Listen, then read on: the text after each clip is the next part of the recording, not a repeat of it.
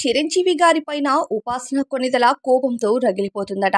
దీనికి కారణం మెగాస్టార్ చిరంజీవి గారు స్వయాన ఆయన చేతులతో లావణ్య త్రిపాఠి మొదటి బేబీ షవర్ ని ఎంతో ఘనంగా జరిపించినట్టు కొన్ని ఫొటోస్ కూడా బయటకొచ్చాయి. అయితే లావణ్య త్రిపాఠి వివాహం చేసుకున్న వెంటనే పిల్లల్ని ప్లాన్ చేయడం చాలా గ్రేట్.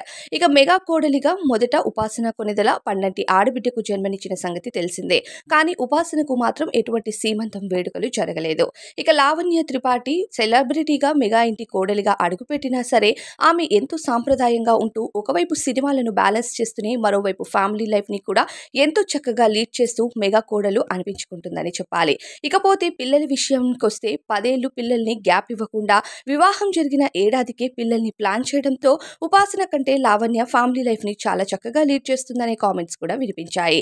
ఇక మరో ఏడాదిలో తన త్వరలోనే తల్లి కాబోతూ ఉండటంతో చాలా మంది నెటిజన్లు హ్యాపీగా ఫీల్ అవుతూ వరుణ్ మరియు లావణ్యకు కంగ్రాచ్యులేషన్స్ ని తెలియజేస్తున్నారు. ఇకపోతే సీమంతం వేడుకలు లావణ్యకు ఘనంగా జరగడంతో పెద్ద కోడలకు జరగలేని సీమంతం వేడుకలు లావణ్యకు జరిగాయనే కామెంట్స్ తో పాటు చిరంజీవి గారే ఈ వేడుకలు ఘనంగా జరిపించడంతో చిరంజీవి గారి పైన కోడలు ఉపాసన కోపంతో రగిలిపోతుందనే కామెంట్స్ కూడా సోషల్ మీడియాలో జోరుగా వైరల్ అవుతున్నాయి.